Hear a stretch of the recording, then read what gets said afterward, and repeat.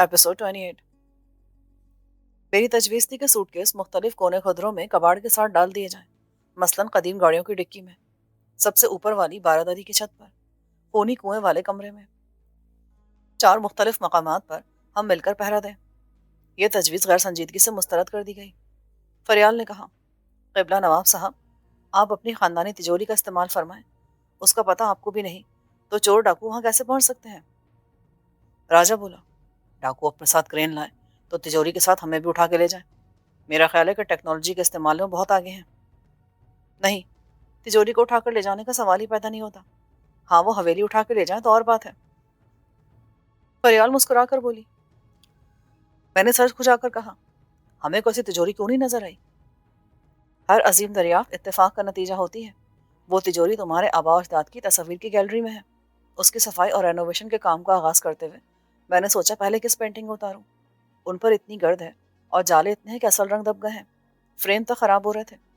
बस ऐसे ही मैंने तय किया कि पहली तस्वीर सबसे पहले। वो इस खानदान के बानी इज्जत बेग की हो सकती थी। जब मैंने उसे उतरवाया तो बहुत से इंकशाफात हुए। मसलन मुझे पता चला कि यह तमाम तस्वीर 19वीं सदी के आखिर में बनवाई गई थी। ये काम 1890 से 1897 तक यानी 7 साल के अरसे में मुकम्मल हुआ। मुसव्विर को आसानी था, मगर उसने अपना नाम इंग्लिश में यूँ लिखा कि LA यानी ला अलग है, जो फ्रेंच में दी की तरह इस्तेमाल होता है, और फिर SANI। असल नाम मालूम नहीं। हर तस्वीर के नीचे नाम के साथ उसने एक तारीख भी डाली है। पहली तस्वीर सितंबर 90 में मुकम्मल हुई, यानी 1890 में। आखिरी पर जून 97 की तारीख है। अरे भाई, तुमने तो अच्छी खासी रिसर्च कर ली। इसे रिसर्च नहीं कहा जा सकता, ये तो नजर आता है। रिसर्च ये जानने के लिए जरूरी है कि लासानी कौन था। रिसर्च की जाए तो मालूम हो जाएगा कि वो कहाँ से आया था, उसने क्या मुआवजा लिया था, वगैरह वगैरह। भाई, जैसी फरागत हुई ना, मैं उस लाइब्रेरी को खंगालूंगा जिसमें किताबों के अलावा भी बहुत कुछ भरा पड़ा है। शायद कोई डायरी वगैरह निकला है जिसमें ये सब लिखा हो। खैर, अभी जिक्र था तिजोरी का। उस पहली तस्वीर के पीछे तिजोरी थी जो दीवार में बनाई गई थी। अरे, ये तो बड़ा सनसनीखेज इंकशाफ है खातून। क्या आपने उसे खोला? राजा ने हाथ मलकर कहा, जी हाँ। मैंने कहा, खुल जा सिमसिम, और उसका फौलादी दरवाजा हट गया। अब जो मैंने देखा तो मेरी नजरों के सामने कोहिनूर हीरा दमक रहा था, बिल्कुल असली। मलिका बरताने के ताज में जरूर नकली होगा। राजा झेप गया। मेरा मतलब था, क्या तिजोरी मुकफ्फल थी? अरे महाराजा, क्या हर अहमकाना सवाल तू करेगा? मुझे भी मौका दे। तो मिस फरियाल, आप लौटकर अपने बयान पर जाएं कि हमें ये रकम अपनी खानदानी तिजोरी में रखनी चाहिए, और फिर ये बताएं कि कैसे। ये तो आप खुद मालूम करें कि तिजोरी कैसे खोली जा सकती है और फिर बंद कैसे होगी। रकम की बाहिफाजत तहवील के बारे में संजीदगी से कोई मुतफक्किर ना था। सबको ये इत्मीनान था कि जब तक खुद रकम की अदायगी करने वाले ग्रुप के मुखबिर ना हो, यहाँ डाकू कैसे आ सकते हैं। सोने के ताजर खानदानी तौर पर नेक नाम थे, इसके बावजूद मेरे दिल में एक नामालूम से खलिश खतरे का एहसास बनकर मौजूद रही।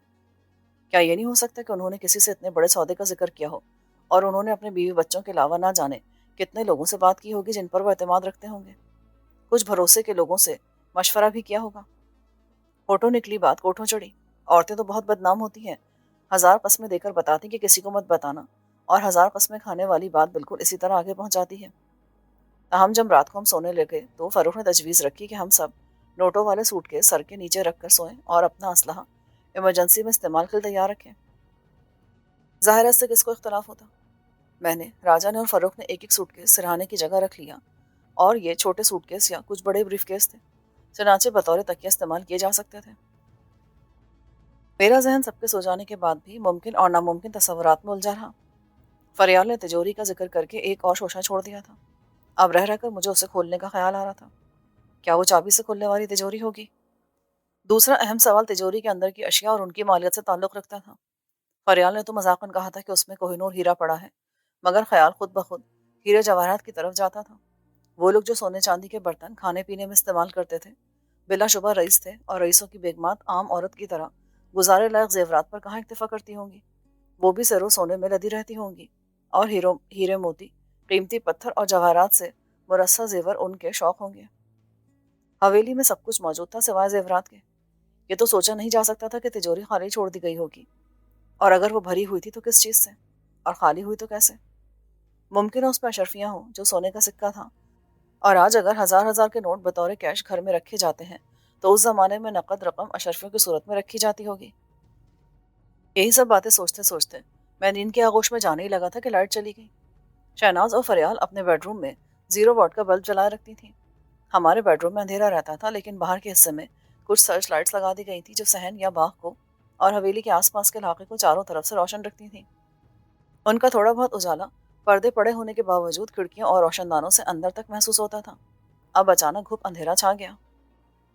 چونکہ گرمی نہیں تھی اس لیے راجا نے بھی اٹھ کر جنریٹر چلانے کی ضرورت کو نظر انداز کر دیا، مگر اس کے ساتھ ہی باہر کچھ شور ہوا۔ پہلے کسی نے دروازے پر پتھر مارا۔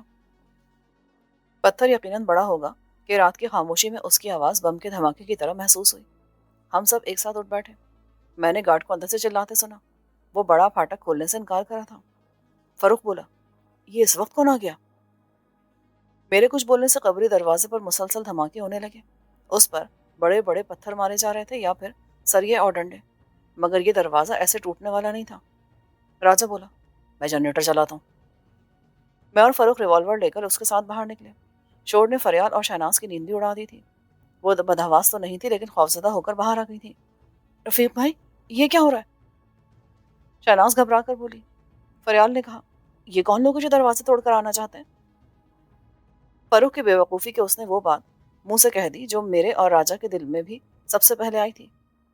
ایسے زبردستی کرنے والے تو ڈاکو ہی ہو سکتے ہیں۔ اوہ، ڈاکو؟ ان دونوں نے کورس میں چیخ ماری۔ اچانک باہر سے فائرنگ ہونے لگی۔ پھر مجھے بھی شک نہ رہا کہ آدھی رات کے بعد حملہ کرنے والے ڈاکو ہی ہو سکتے ہیں۔ یہ سوچنے کا وقت ہی نہ تھا کہ ان تک حویلی میں 3.5 کروڑ روپے موجود ہونے کی خبر کیسے پہنچی۔ میں نے چلا کر گارڈ کو حکم دیا کہ وہ گیٹ سے ہٹ کر اوپر چلا جائے۔ ایک گارڈ زیادہ عقل مند ثابت ہوا۔ فائرنگ کی آواز سنتے ہی وہ چھت پر چلا گیا اور اس نے وہاں سے حملہ آوروں کو نشانہ بنانے کی کوشش کی۔ اس ہنگامہ آرائی کی وجہ سے سرونٹ کوارٹرز میں بھی خوف و ہراس پھیل گیا۔ گیٹ توڑنے کی کوشش اب بھی جاری تھی، لیکن یہ صاف محسوس ہوتا تھا کہ جوابی حملے نے حملہ آوروں کو پسپا ہونے پر مجبور کر دیا ہے۔ راجا ابھی تک جنریٹر اسٹارٹ کرنے کی کوشش میں ناکام تھا۔ فاروق، تم گاڑیوں کو اسٹارٹ کر کے ہیڈ لائٹس آن رکھو، گاڑیوں کا رخ بدل کے لائٹ پھیلا دو۔ اوکے، میں چابیاں لاتا ہوں۔ فاروق اندر لپکا۔ میں ٹارچ لے کر اوپر جا رہا تھا کہ فریال سامنے آ گئی۔ تم کدھر چلے؟ خاموش، تم جاؤ سرونٹ کوارٹرز کی طرف، عورتوں اور بچوں کو چپ کراؤ۔ نہیں نہیں، میں تمہارے ساتھ جاؤں گی۔ رفیق بھائی، میں جاتی ہوں ادھر، شہناز بولی، لیکن اتنی دیر میں حملہ آور پسپائی اختیار کر چکے تھے۔ فائرنگ کی شدت میں کمی آ گئی تھی اور آوازیں بھی دور سے آنے لگی تھیں۔ اصل خرابی یہ ہوئی کہ راجا انتہائی کوشش کے باوجود جنریٹر اسٹارٹ نہ کر سکا۔ ہمارے پاس شروع سے ہی 2 جنریٹر تھے۔ پہلے ہمارا خیال تھا کہ ان میں سے ایک کو اسٹینڈ بائی پر رکھیں گے، لیکن بعد میں راجا نے اسے ٹیوب ویل چلانے پر لگا دیا تھا۔ اس سے ٹیوب ویل تو نہیں چلا، لیکن اس کی موٹر بڑی تھی۔ جنریٹر جل گیا۔ اب ایک جنریٹر تھا۔ وہ حویلی کے اندر باہر کی لائٹوں کا سارا لوڈ برداشت کر رہا تھا، مگر سرچ لائٹس اس سے نہیں جلائی جا سکتی تھیں۔ اس میں سرکٹ بریکر کا خودکار سسٹم تھا۔ زیادہ لوڈ پر وہ اسٹارٹ ہی نہیں ہوتا تھا۔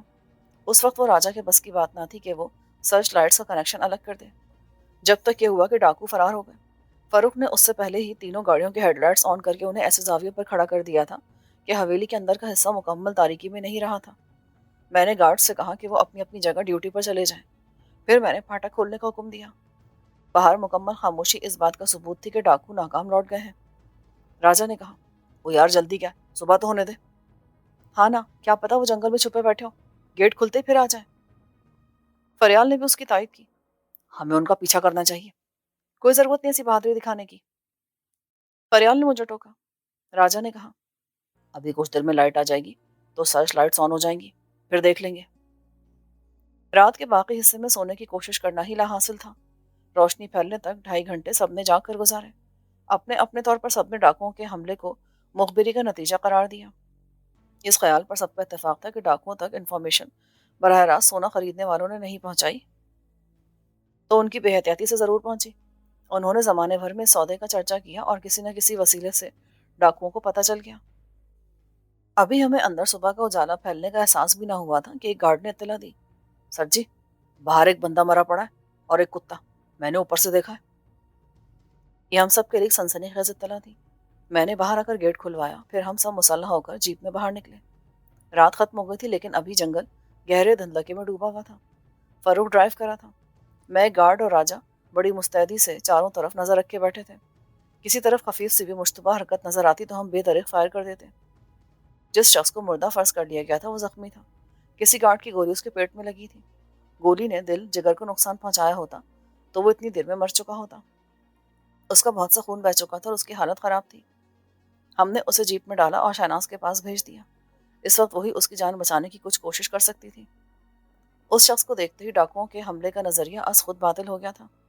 اس کا سر گنجا تھا اور وہ صرف خاکی رنگ کی نیکر میں ملبوس تھا۔ اس کے پیروں کی کھال پھٹی ہوئی تھی اور اس کے جوان مگر فاقہ زدہ جسم پر مندمل ہو جانے والے زخموں کے کئی نشان تھے۔ وہ رانا رجب علی جتال کا غلام تھا۔ اس کا یہ حلیہ ہی اس کی پہچان تھی۔ کتے کی لاش دیکھ کر مجھے ایک شوق سا لگا۔ وہ شکاری کتا تھا۔ اس جیسے 2 کتوں کی ہلاکت کا صدمہ رانا پہلے اٹھا چکا تھا۔ یہ تیسرا تھا اور شاید زخمی حالت میں ملنے والا اسی کتے کا رکھوالا بلکہ خدمتگار تھا۔ وہ کتے کے ساتھ ننگے پاؤں دوڑتا آیا ہوگا۔ کتے کی زنجیر اس کی کمر کے گرد لپٹی ہوئی چمڑے کی بیلٹ سے منسلک ہوگی۔ وہ بیلٹ اب بھی اس کے نیکر کے اوپر والے حصے میں موجود تھی۔ یہاں کہ اس نے کتے کو آزاد کیا ہوگا اور اسی وقت اوپر سے آنے والی کسی گولی نے خادم کو نشانہ بنایا تو دوسری گولی نے مخدوم کو۔ ناکام لشکر جاتے وقت اپنے زخمی اور لاشیں نہ اٹھا سکا۔ زیادہ حیرانی مجھے اس بات پر تھی کہ اگر حملہ آور کتوں کے ساتھ آئے تھے جیسا کہ ان کا معمول بنتا جا رہا تھا تو مجھے کتوں کے بھونکنے کی آواز کیوں نہ سنائی دی۔ جب وہ بھونکتے غراتے آتے تھے تو ان کے پیچھے موٹر سائیکلوں پر رانا کے خاص آدمی بھی آتے تھے۔ وہ مسلح ہوتے تھے اور جائزہ لیتے تھے کہ حویلی کے اندر گھس کر اپنے شکار کو دبوچنے کے لیے حالات کس حد تک موافق ہیں۔ سخت حفاظتی انتظامات کے باعث ابھی تک ان کو موقع نہیں ملا تھا۔ یقیناً رانا نے اس پر جھنجھلاہٹ اور برہمی کا اظہار کیا ہوگا کہ ایسے کب تک چکر لگاؤ گے؟ روز جاتے اور شکل دکھا کر آ جاتے ہو۔ آج آدھی رات کے بعد ایک نئے پلان کے مطابق حملہ کیا گیا تھا۔ وہ مرنے مارنے کے ارادے سے آئے تھے۔ اگر انہیں دروازہ کھلا ملتا تو وہ گارڈز کو نشانہ بنا کر سیدھے اندر آتے۔ ان کی راہ میں جو آتا مارا جاتا اور وہ سرونٹ کوارٹرز تک پہنچ جاتے جہاں کاسو اپنی بیوی بچے کے ساتھ موجود تھا۔ وہ کاسو کو اٹھا کر لے جاتے۔ لیکن پھاٹک جو ہمیشہ کھلا رہتا تھا اور شاید 100 سال سے کھلا پڑا تھا ایک دن پہلے ہی بند ہو گیا تھا۔ اس کے بھاری پٹ کوڑے کرکٹ اور دونوں طرف جمع ہو جانے والی مٹی میں پھنسے ہوئے تھے اور اس کے قبضے جام تھے۔ فاروق نے اپنی نگرانی میں سارا کام کرایا تھا اور پٹ بند کرا دیے تھے۔ اب گارڈ انہیں آسانی سے کھول بھی سکتا تھا۔ حملہ اسے کھلوانے میں بھی ناکام رہے تھے اور توڑنے میں بھی۔ اگر انہیں علم ہوتا کہ حویلی میں داخلے کا راستہ یوں بند ملے گا تو شاید وہ اپنے ساتھ بلڈوزر بھی لے آتے جو پھاٹک کو گرا دیتا۔ اسی طرح اندر آنے کے دوسرے تمام راستے جو دیواروں میں شگاف ڈال کر شارٹ کٹ اختیار کرنے کے لیے بنائے گئے تھے بند ہو چکے تھے۔ مزید یہ کہ پیچھے اور سامنے مسلح گارڈز متعین کر دیے گئے تھے۔ سرچ لائٹس کا سدباب انہوں نے یوں کیا ہوگا کہ بجلی کے تار کاٹ کر سپلائی روک دی، لیکن وہ گارڈز کی جوابی فائرنگ کے لیے تیار نہ تھے۔ یہ تمام خیالات چند منٹ کی پیداوار تھے۔ خود راجہ کا ذہن بھی ان سے مختلف نتائج اخذ نہیں کر سکتا تھا۔ وہ بولا، یار ہم نے کتے کے بھونکنے کی آواز کیوں نہیں سنی؟ میں نے نیچے اتر کر کتے کے چہرے پر روشنی ڈالی تو راجہ کے سوال کا جواب مل گیا۔ او یار اس کے منہ پہ جالی ہے، تاروں کی بنی ہوئی۔ راجہ نے جھک کر دیکھا۔ او مائی گاڈ، ان کا پلان خاموشی سے کتے کو اندر لانے کا تھا۔ اگر انہیں پچھلی طرف سے راستہ مل جاتا تو کتا انہیں سیدھا کاسو کی کوٹری میں لے جاتا۔ ہاں یار یہ تو ہے، مگر یہ بڑی تشویشناک بات ہے۔ آخر ہم کب تک بچائیں گے کاسو کو؟ ہم اسے رانا کے حوالے بھی نہیں کر سکتے۔ خود رانا ہاتھ میں قرآن پاک لے کے الف اٹھائے کہ کاسو کو معاف کر دے گا۔ کیا ہم پولیس کو بتائیں؟ ہم کاسو کو غائب تو کر سکتے ہیں، کہیں بھیج سکتے ہیں جہاں رانا کے کتوں کی رسائی نہ ہو۔ اس مسئلے کا اور کوئی حل نہیں ہے۔ میں نے کہا۔ اب دھوپ چڑھ گئی تھی۔ واپس اندر جا کے میں نے گارڈ کو بھیج کر کتے کی لاش منگوائی۔ وہ اسے رسی سے باندھ کر گھسیٹتا ہوا لایا اور صحن میں ڈال دیا۔ اس عرصے میں یہ خبر عام ہو گئی تھی کہ رات حملہ کرنے والے ڈاکو نہیں، رانا کے آدمی تھے۔ کاسو نے کتے کو دیکھا تو کانپنے لگا۔ اس کی بیوی نے اپنے بچے کو سینے سے لگایا اور رونے لگی۔ یہ وہی کتا ہے نواب صاحب؟ میرے ذہن کو جھٹکا سا لگا۔ وہی؟ یعنی جس کو تمہارے بچے کا خون چٹایا گیا تھا؟ ہاں جی، یہ اندر آ جاتا تو میرے بچے کو کھا جاتا یا منہ میں دبوچ کے لے جاتا۔ میں پہچانتی ہوں جس جانور کو۔ چلو اب یہ خطرہ تو نہیں رہا نا؟ تمہارا بچہ محفوظ رہے گا، کوئی کتا سے کھانے کو نہیں لپکے گا۔ خطرہ تو میرے ہوتے ہوئے ختم نہیں ہو سکتا نواب صاحب۔ اگر آج یہ جانور میرے بچے کو کھا جاتا تو کیا ہوتا؟ یا کل اگر دوسرا کتا میری بیوی کو کھانے آ گیا تو کیا ہوگا؟ کاسو حوصلہ رکھو۔ میرے بیوی بچوں کی زندگی میری وجہ سے محفوظ نہیں ہے۔ میرے جیسے شوہر اور میرے جیسے باپ سے زیادہ خود غرض اور کمینہ کوئی ہو سکتا بھلا؟ اپنی زندگی کے لیے میں نے ان دونوں کی زندگی کو داؤ پر لگا دیا۔ نہیں نواب صاحب، میں یہ برداشت نہیں کر سکتا، میں خود کو رانا کے حوالے کر دوں گا۔ راجا نے ڈانٹا، بے وقوفی کی باتیں مت کرو، یہ سب پہلے کیوں نہیں سوچا تھا؟ ہمت نہیں تھی تو ایسا قدم اٹھایا کیوں تھا تم نے؟ اب ہم نے تمہارے لیے رانا کی دشمنی مول لے لی تو تم پیٹ دکھا رہے ہو؟ راجا صاحب، میں نے غلطی کی تھی، میری وجہ سے آپ بھی مصیبت میں پڑے، میں رانا کے پاس چلا جاؤں گا تو؟ اس کی بیوی نے چیخ کر کہا، اور وہ تجھے زندہ دفن کرا دے گا اس کتے کے ساتھ؟ تو کر دے، میری زندگی بھی کیا ہے، نہیں چاہیے مجھے اچھی زندگی؟ مجھے چاہیے تیری زندگی، اس بچے کو چاہیے۔ کاسو کی بیوی دھاڑے مار مار کر رونے لگی، تیری زندگی تیری موت ہے پاگلے، اس بچے کی موت ہے، بکواس مت کر، تو مجھے بیوہ کرنا چاہتا ہے، اس بچے کو یتیم کرنا چاہتا ہے، کمینے، اکیلا کیوں مرنا چاہتا ہے تو؟ دیکھو، ہم پہ بھروسہ رکھو، ہم کچھ نہ کچھ کر لیں گے، تم جا کر سکون سے بیٹھو۔ میں نے کہا تو اس کے ساتھ ہی یہ محفل برخاست ہو گئی۔ کچھ دیر بعد ناشتہ لگا دیا گیا۔ ناشتے سے فارغ ہو کر سب لوگ میز سے اٹھ گئے، لیکن اس دوران بھی میرے ذہن میں کاسو کا مسئلہ الجھا رہا۔ نظر آتا تھا کہ کاسو پر رانا کی دہشت طاری ہے، اس کی بیوی باہمت تھی کہ اسے نکال لائی تھی۔ کاسو کا حوصلہ رانا کی کینہ پروری کے مسلسل مظاہرے سے پست ہوتا جا رہا تھا۔ اس مسئلے کا ایک حل تو یہی تھا کہ کاسو کو کہیں بھیج دیا جائے، لیکن سوال یہ بھی تھا کہ کہاں؟ رانا کے جارحانہ طرز عمل پر مجھے بھی طیش آنے لگا تھا۔ کاسو اگر پہلے اس کا غلام تھا تو اب میرا ملازم تھا، میری تحویل اور پناہ میں تھا۔ نہ میرے پاس آ کے کاسو نے کوئی جرم کیا تھا اور نہ اسے سہارا فراہم کر کے میں نے۔ ایک انسان کی حیثیت سے کاسو کو یہ حق حاصل تھا کہ جہاں جی چاہے رہے، لیکن رانا کی نظر میں یہ جرم تھا، اور اس جرم کی سزا وہ مجھے بھی دے رہا تھا۔ اس کے کارندے اور وحشی کتے صدبدائی کا طواف اور حویلی میں رہنے والوں کو ہراساں کر رہے تھے۔ یہ میرے نزدیک اشتعال انگیزی تھی، اور اس کا جواب نہ دینا خود اپنی کمزوری کا اعتراف کرنے کے مترادف تھا۔ ان سب حالات کو ذہن میں رکھ کر میں نے ایک فیصلہ کیا۔ اس فیصلے کا اعلان میں پہلے سے کر دیتا تو مخالفت میں بحث چھڑ جاتی۔ جب 3 کروڑ کی رقم بینک میں رکھوانے کے لیے میں لاہور جانے لگا تو میں نے راجا کو بھی ساتھ لے لیا۔ ہم دونوں پیچھے بیٹھے اور رقم کے سوٹ کیس ہمارے درمیان رہے۔ ڈرائیونگ سیٹ اکبر خان نے سنبھالی اور ایک مسلح گارڈ اس کے ساتھ بیٹھا۔ ہم چاروں کا مسلح ہونا ایک حفاظتی ضرورت تھا۔ صدبدائی کا پل کراس کرنے کے بعد میں نے راجا کو اپنے عزائم سے آگاہ کر دیا۔ میں رانا رجب علی جیتال سے ملنا چاہتا ہوں، ابھی۔ ابھی؟ ہاں ابھی، اپنا احتجاج ریکارڈ کرانے کے لیے اور اسے وارننگ دینے کے لیے کہ اگر ہم نے ایسا نہ کیا تو اسے غلط فہمی ہو جائے گی کہ ہم ڈر گئے ہیں، ہم نے اس کی بالادستی کو قبول کر لیا ہے اور وہ اپنی بدماشی جاری رکھ سکتا ہے۔ ٹھیک کہا تو نے، اسے نہ روکا گیا تو اس کی بدماشی بڑھتی چلی جائے گی۔ ہاں، کل رات حویلی پر حملہ میری اتھارٹی کو چیلنج کرنے والی حرکت تھی، اس کو روکنا ضروری ہے، ورنہ اگلی مرتبہ وہ پھاٹک توڑ کر یا دیواریں گرا کر گھس آئے گا۔ آخر کار وہ خود کو سمجھتا کیا ہے، اس علاقے کی سپر پاور؟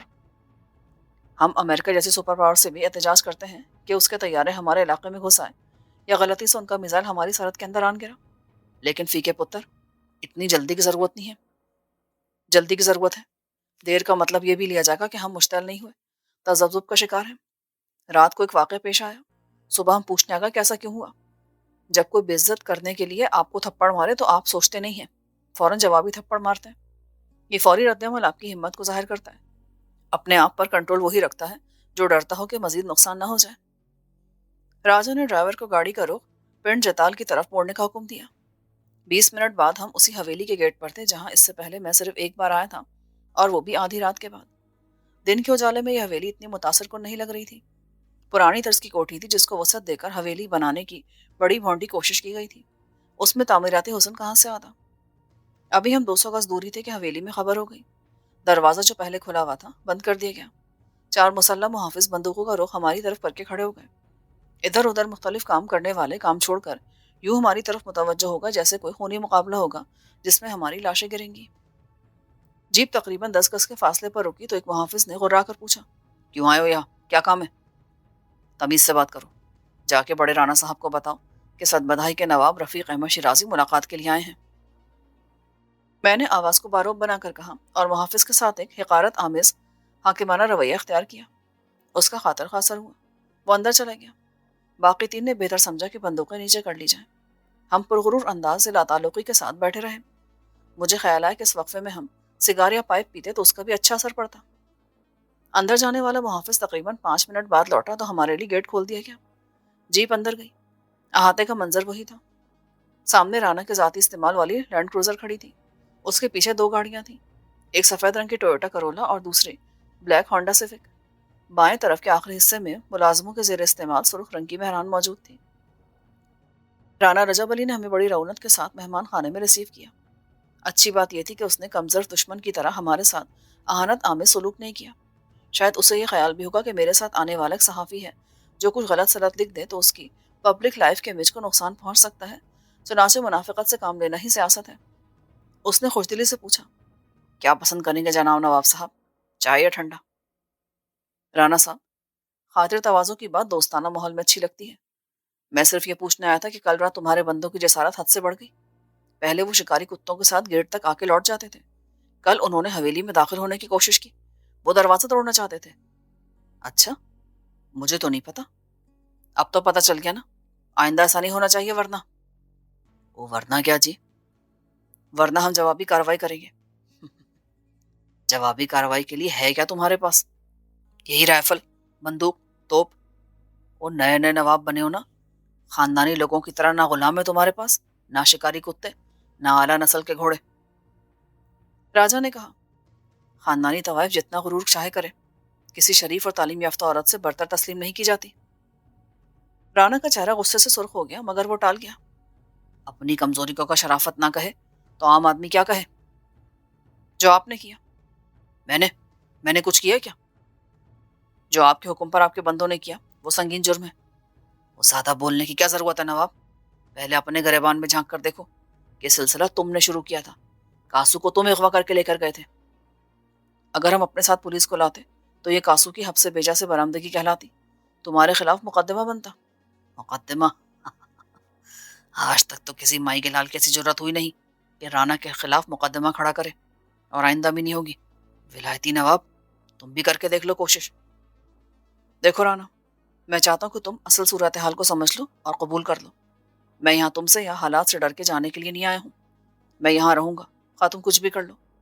تم کو اگر غرور ہے اپنی خاندانی جاگیر پر تو وہ میرے پاس زیادہ ہے۔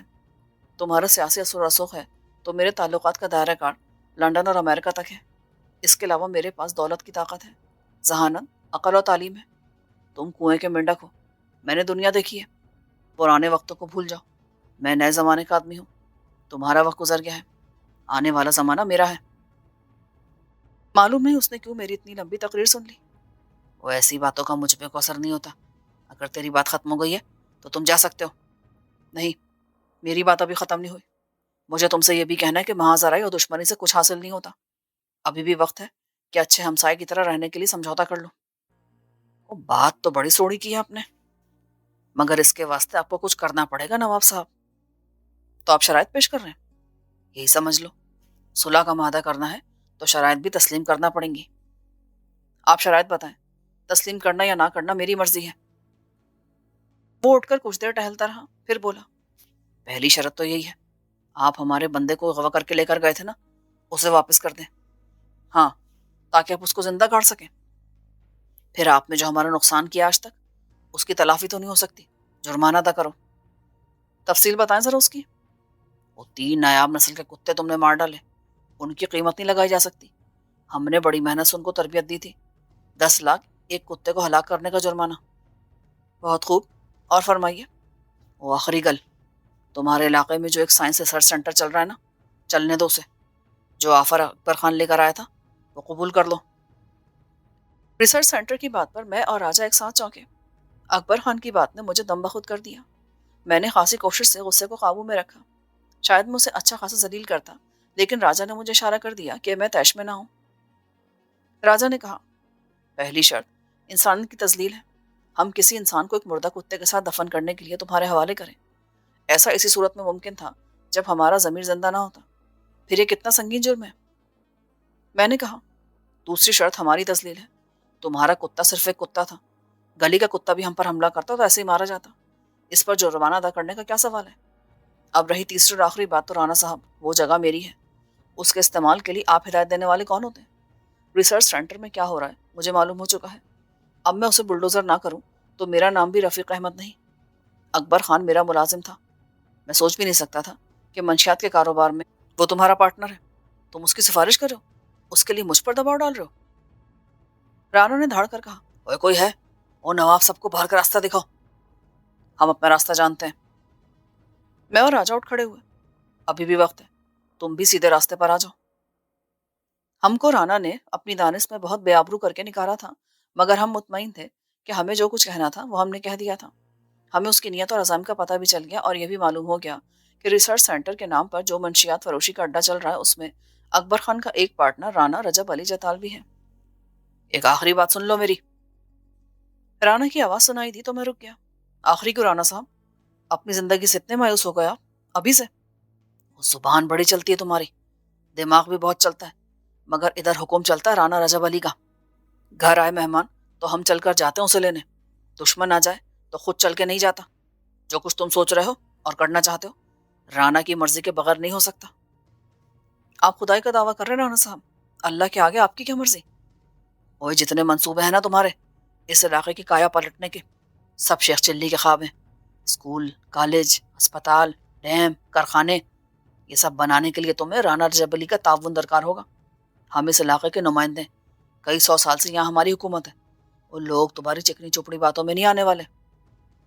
مجھے تو ایسا لگتا ہے کہ ابھی سے تمہیں پریشانی لاحق ہو گئی ہے کہ تمہاری سیٹ مجھے مل جائے گی، لوگ مجھے ووٹ دے کر اسمبلی میں بھیج دیں گے۔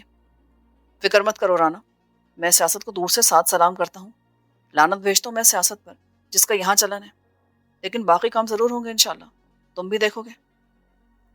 میں باہر نکل گیا۔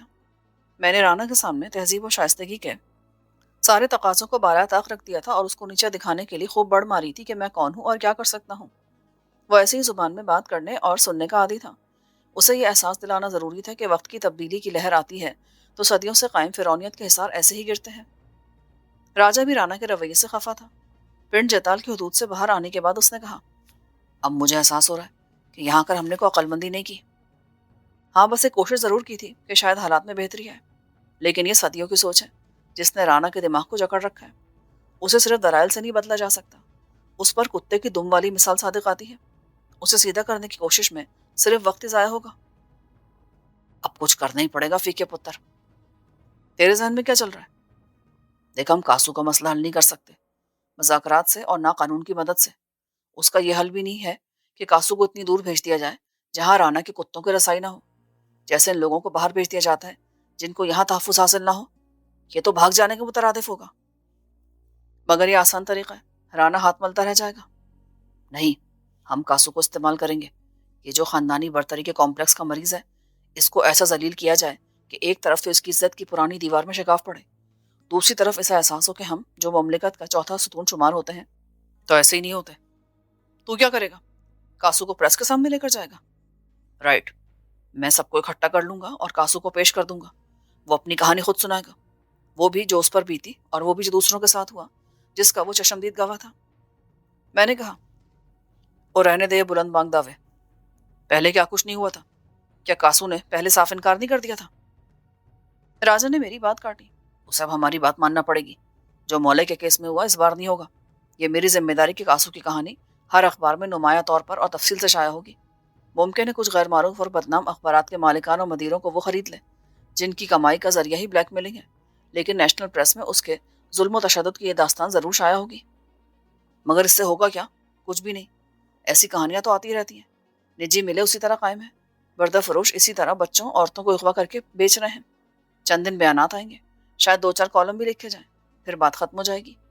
یہ توقع کرنا لا حاصل ہے کہ صدر مملکت ہمارے منتخب وزیر اعظم یا وزیر داخلہ اس خبر کے اشاعت پر کوئی حکم جاری کر دیں کہ رانا کو درس عبرت بنا دیا جائے۔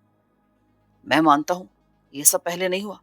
قرض کھجانے والوں کے اور سرکاری خزانے کو لوٹنے والے بڑے بڑے ڈاکوؤں کا سارا کچا چٹا اخباروں نے چھاپا، مگر کارروائی اگر ہوئی تو صرف سیاسی بنیاد پر، مخالفین کے خلاف۔ نیب جیسا ادارہ بھی یہی کرتا رہا، کسی کا کچھ نہیں بگڑا۔ وہی لوگ اب بھی لوٹ مار کر رہے ہیں، لیکن اس کا مطلب یہ نہیں کہ ہم برائی کو برائی کہنا چھوڑ دیں۔ ایک شکست خوردہ ذہنیت پر سمجھوتا کر کے خرابی کو برداشت کرنے کی عادت ڈال لیں۔ میں نے کہا، مسئلہ کاسو کو بچانے کا ہے، اسے استعمال کرنے کا نہیں۔ کاسو کو ہم بچا لیں گے۔ آج کل عدالت عظمیٰ از خود ایسے واقعات کا نوٹس لے رہی ہے۔ عین ممکن ہے اس کیس میں بھی رپورٹ طلب کرے، ورنہ میں خود کاسو کی طرف سے اپیل دائر کر دوں گا۔ اس کے بعد خود قانون پر اسے تحفظ فراہم کرنے کی ذمہ داری عائد ہو جائے گی۔ پریس اور NGOs کے درمیان ایک ورکنگ ریلیشن شپ ہے، پیشہ ورانہ ہم آہنگی۔ ہم ان کے کازز کو پروموٹ کرتے ہیں اور وہ ہمارے ایشوز کو آگے بڑھاتے ہیں۔ میں انہیں بھی رانا کے پیچھے لگا دوں گا۔ ایک کتے اور ایک انسان کو زندہ دفن کرنے کی کہانی ایسی لرزخیز ہے کہ اسے میڈیا خود اٹھائے گا، مگر اس سے ہوگا کچھ نہیں۔ ہوگا۔ مختارہ مائی اور ڈاکٹر شازیہ کے کیس میں کیا ہوا؟ اس کے بعد بھی کسی جوڑے کا کیس تھا، انہیں باہر بھیج دیا گیا تھا، یہاں ان کی جان کو خطرہ تھا۔ کاسو بھی باہر چلا جائے گا بیوی بچوں کے ساتھ، لیکن یہ کیس رانا کے لیے بہت بڑا جھٹکا ہوگا۔ اس کی پبلک لائف کے امیج کو ناقابل تلافی نقصان پہنچے گا، شاید اس کے خلاف مقدمات بھی بن جائیں جو کچھ عرصے بعد دب بھی جائیں گے۔ ہاں، اسے جیل ہوگی نہ پھانسی، لیکن اس کی سیاسی ساکھ کتنی خراب ہوگی، اس علاقے میں اس کے ووٹرز کیا سوچیں گے؟ رانا کو فکر لاحق ہوگی کہ اس کا ووٹ بینک متاثر ہو رہا ہے، ایسا نہ ہو کہ اسمبلی میں اس کی خاندانی سیٹ خطرے میں پڑ جائے۔ ارے یار راجا، ایسا کہاں ہوتا ہے؟ ہر جگہ سے وہی لوگ منتخب ہو جاتے ہیں جن کا اثر و رسوخ ہو۔ تیرا کہنا 100% درست نہیں۔ 70 کے انتخابات اس بات کا ثبوت ہے، جب بڑے بڑے برج گر گئے۔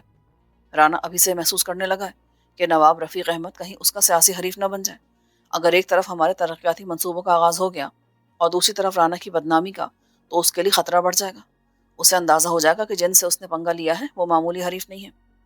دشمن طاقتور تو اس سے نمٹنے کے 2 ہی طریقے ہوتے ہیں، ایک اس کے وجود کو ختم کر دیا جائے یا اسے دشمنی ختم کر دی جائے۔ پہلا طریقہ ممکن نہیں ہے، رانا دوسرا اختیار کرنے پر مجبور ہوگا، تو دیکھ لینا۔ اللہ کرے ایسا ہی ہو، مگر اس کا انحصار کاسو کی ہمت پر ہے۔ وہ کرے گا ہمت نہیں کرے گا تو کیا کرے گا؟ مارا جائے گا نا۔ رانا کے رویے نے مجھے جتنا مایوس کیا تھا اس سے زیادہ مشتعل کیا تھا۔ وہ ہمارے ساتھ ایسے پیش آ رہا تھا جیسے ہم اس کے زیر دست ہیں، اور وہ خود بہت زبردست ہے۔ اس کی یہ بے وقوفی تھی یا اس کا غرور کہ اس نے ہمارے سامنے ایسی شرائط رکھ دی تھی جن کو قبول کیا ہی نہیں جا سکتا تھا۔ اب میری بھی دلی خواہش تھی کہ اس کے غرور کا سر نیچا ہو